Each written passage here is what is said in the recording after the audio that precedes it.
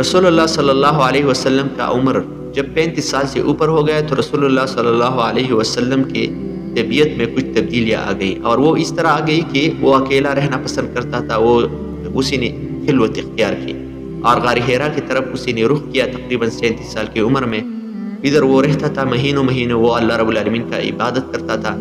اور خدیجۃ الکبریٰ رضی اللہ عنہا اسی کے لیے فوڈ جو تھا، خوراک جو تھا وہ پرووائڈ کرتی تھی۔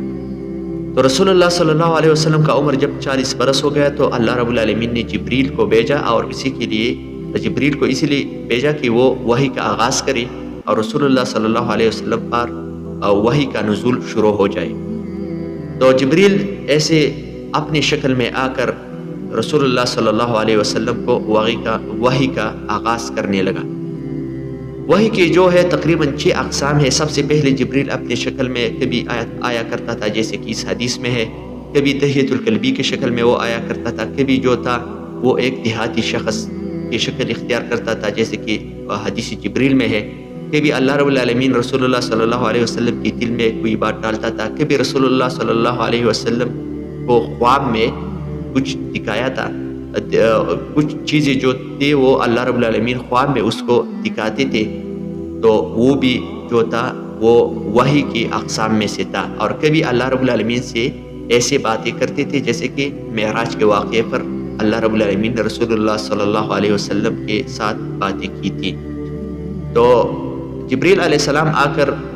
رسول اللہ صلی اللہ علیہ وسلم کو گلے سے لگا کر اس سے کہا کہ اقرا، آپ پڑھو۔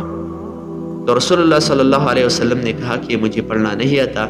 دوبارہ اس نے کہا، تیسری بار کہا، اور پھر جبرائیل علیہ السلام نے خود اس کو کہا کہ آپ پڑھو، اقرا باسم ربک الذی خلق۔ اللہ رب العالمین نے سورۃ العلق نازل کی، تو رسول اللہ صلی اللہ علیہ وسلم نے اس کے ساتھ جو تھا وہ ریپیٹ کیا اور یہ سورت اس نے پڑھی۔ اس کے بعد جبرائیل علیہ السلام اس جگہ سے چلا گیا، اور جبرائیل علیہ السلام کو رسول اللہ صلی اللہ علیہ وسلم نے اپنی ہی شکل میں دیکھا، کیونکہ رسول اللہ صلی اللہ علیہ وسلم فرماتے ہیں کہ میں نے جبرائیل علیہ السلام کو دیکھا، اور اس کے جو پر تھے اس نے سارے آسمان کے جو کنارے تھے اس کو کور کیا تھا، اور تقریباً اس کے 600 پر تھے۔ تو اس وجہ سے رسول اللہ صلی اللہ علیہ وسلم بہت زیادہ ڈر گیا، تو وہ گھر چلا گیا، اور گھر پر خدیجۃ الکبریٰ کو اس نے کہا کہ زملونی مجھے کہیں چھپاؤ۔ تو خدیجۃ الکبریٰ رضی اللہ عنہا نے اس سے کہا کہ آپ کو کیا ہوا، تو اس نے سارا واقعہ اس کو بیان کی۔ تو اس کی وجہ سے خدیجۃ الکبریٰ رضی اللہ عنہا نے اسی کو ورقہ ابن نوفل کے طرف اس کو جو تھا اپنے ساتھ لے گئی۔ تو ورقہ ابن نوفل نے اس سے یہ جو تھی خدیجۃ الکبریٰ نے اس کو یہ سارا واقعہ بیان کیا، تو اسی نے اس سے کہا کہ یہ ملائک جو ہے وہ موسیٰ علیہ السلام پر یہ ملائک جو ہے جو رسول اللہ صلی اللہ علیہ وسلم کے پاس آیا ہے، یہ موسیٰ علیہ السلام کے پاس بھی آیا کرتا تھا، اور یہ جو ہے یہ ایک نبی ہے، اسی لیے کیونکہ جو ملائک ہے، کیونکہ وہ ورقہ ابن نوفل جو تھا وہ بہت بڑا عالم تھا، تورات کا بہت بڑا عالم تھا، اور اس نے کہا کہ اس پر وحی اللہ رب العالمین نے اس کے اوپر کی ہے۔ تو ورقہ ابن نوفل نے اس سے کہا کہ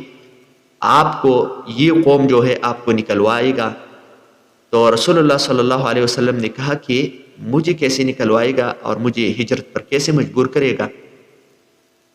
ورقہ ابن نوفل نے یہ بات تورات سیکھی،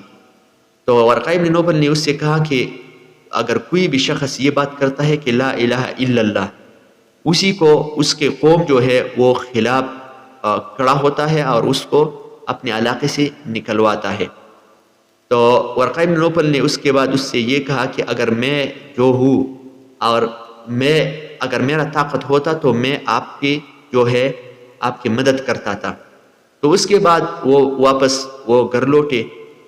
تو تقریباً 2 سال اور 6 مہینے وحی جو تھا وہ نازل نہیں ہوا، اور اس کے بعد 2 سال 6 مہینے بعد اللہ رب العالمین نے وحی کا پھر آغاز کیا، اور پھر سورۃ المدثر کا جو